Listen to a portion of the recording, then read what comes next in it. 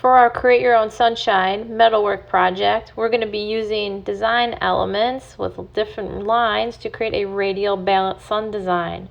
We'll use tools to impress the design into foiling called repousse, and then embellish and finish our project with Sharpie markers or an acrylic buffing technique to create a finish.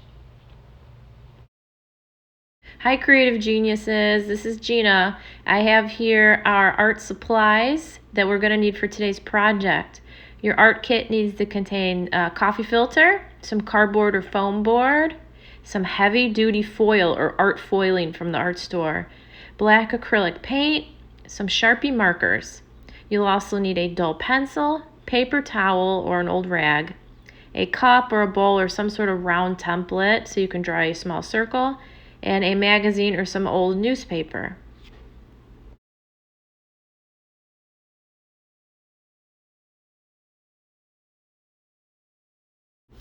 Let's get inspired by our subject today, the sun. For beginners, here's something to talk about or think about. How does a sunny day make you feel? Think about the feelings and activities that you do on a sunny day. Maybe even draw some pictures about your experiences out in the sun. For our intermediate levels, there are some common sayings and quotes about the sun that I'd like you to think about. One is create your own sunshine. What does that mean to you? Another one is let's look at the sunny side of things. What do you think this quote means? Why is this important? Can you think of any other quotes or sayings that mention the sun? Or how about songs? Any songs you can think of that mention the sun or sunshine or a sunny day?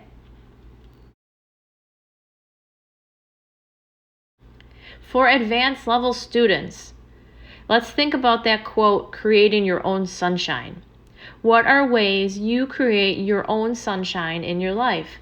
Think about examples and the roles they play in different areas of your life. One of the ways I create my own sunshine is by hanging out with my kids. Most of the time they're pretty funny and we have a good time.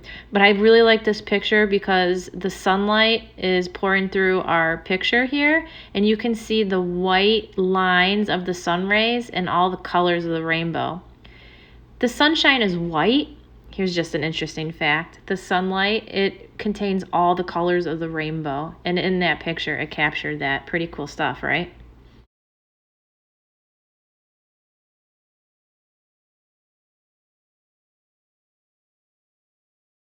The sun may be a good thing in your life and make you happy. The sun is important to all life. Suns can be found in art from all over the world, from so many cultures and throughout time, such as in ancient Egypt, in Greece,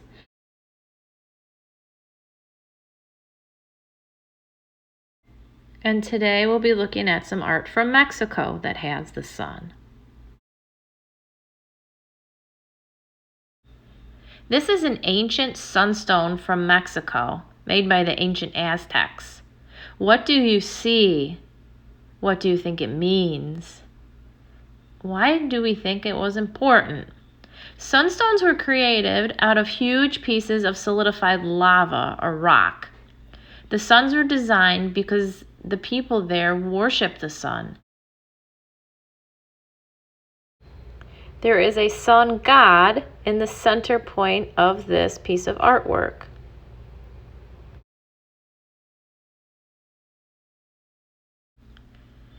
The people in this culture, they worship the sun god, and the sun was important because they had plants that they wanted to grow. The sun provided the light and energy for those plants to grow so they could eat. So it was so important to their daily life. Here is a colored sunstone mural on the side of a building, and it is by the artist Daniel Dodd. The original sunstones may have had color on them and washed away over time. As mentioned, those sunstones were made of rock, and the artist that made those carved into the rock using tools. This is some Mexican folk art that was carved into with metal tools, and it's called hojalata, meaning tin art. The art world has a term when you carve into metal called repousse.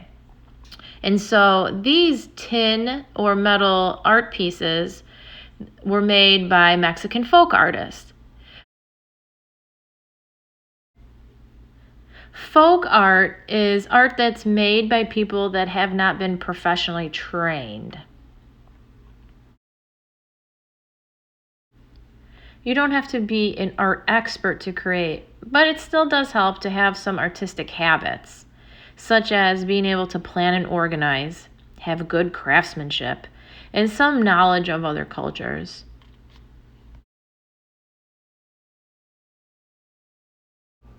Let's move forward with our art masterpiece. We will be working today in art foiling to create sun designs. We will draw, then move on to metalworking, using tools to add texture to the metal. You will start drawing on a coffee filter to help you make a radial design, a round design. I have it on top of a magazine, or you can use some newspapers to add a little cushion. And so the middle part is where we'll start the design and we'll move out. To help us with that, we can use some folding to help map out where we're going to draw. So I folded my coffee filter in half, and then I folded in half again to make 4 quarters. If you're more advanced, you can keep folding to make even tinier slices. Once you open up your coffee filter, you'll see the different slices that you've made.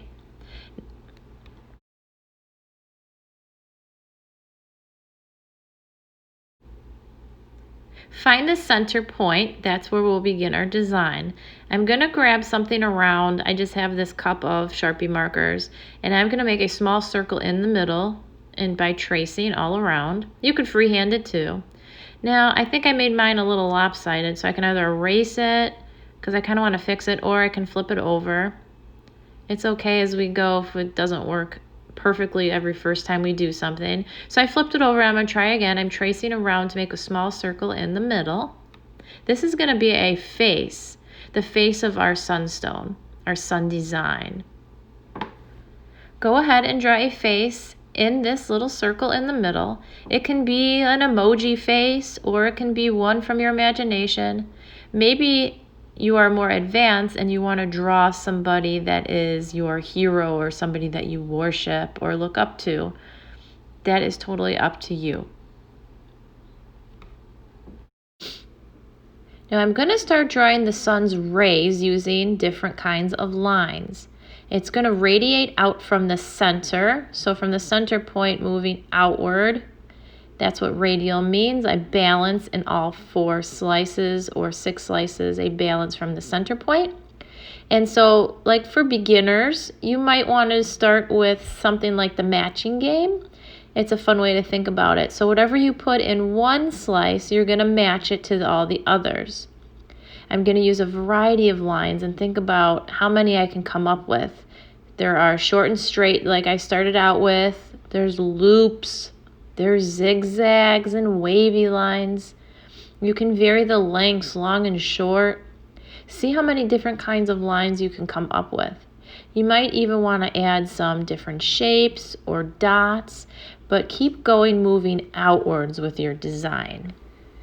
The more advanced you are, the more ornate and detailed your designs will be.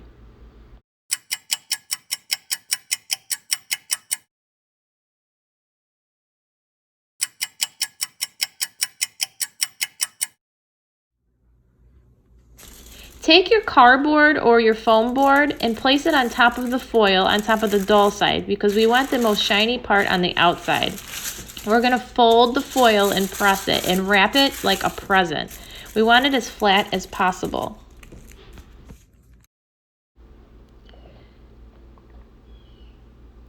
Flip over the foil piece, and so you'll have a nice shiny flat surface to work on. We're going to take our coffee filter and place it over the top and center it as best as possible. Now my coffee filter is slightly bigger, but that's fine.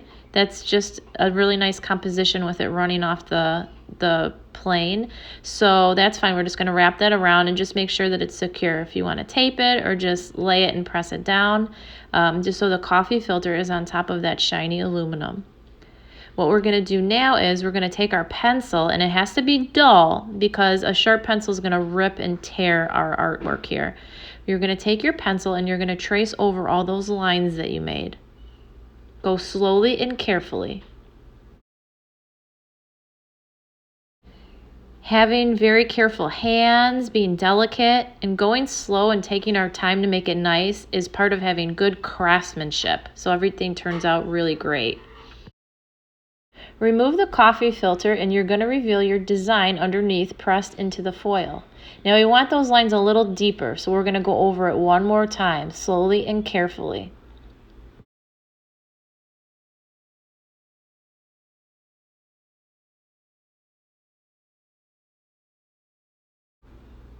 When you are finished pressing into creating this repousse, we're going to add some pizzazz with Sharpie marker.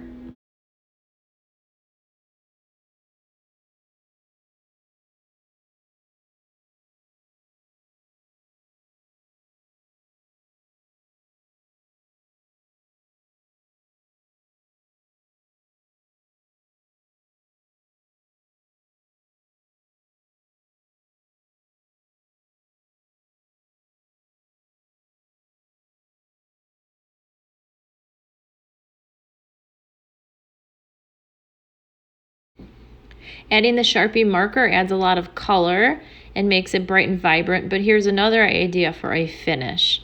It's going to make it kind of like a worn look. I'm going to use both on my art piece. So this worn out look, what you're going to do is you're going to spread in using a paper towel and some black acrylic paint, and you're going to go round and round in circles and spread that black acrylic paint over the top surface.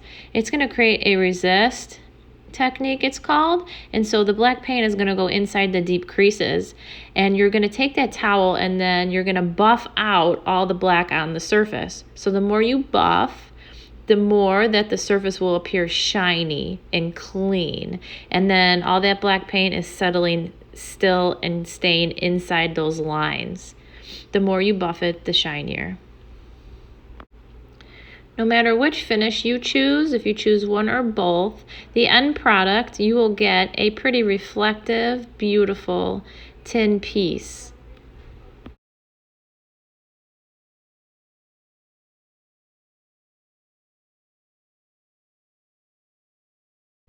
I love how the light reflects off of this. It's going to look great in my house. So, and one more thing. Don't forget to put your artist signature at the bottom. You can just use that dull pencil once again for that. What's next, creative geniuses? How about you snap some photos of you working or of your finished products and share with us, either by posting to our Facebook page or emailing gina@wearecreativegeniuses.com.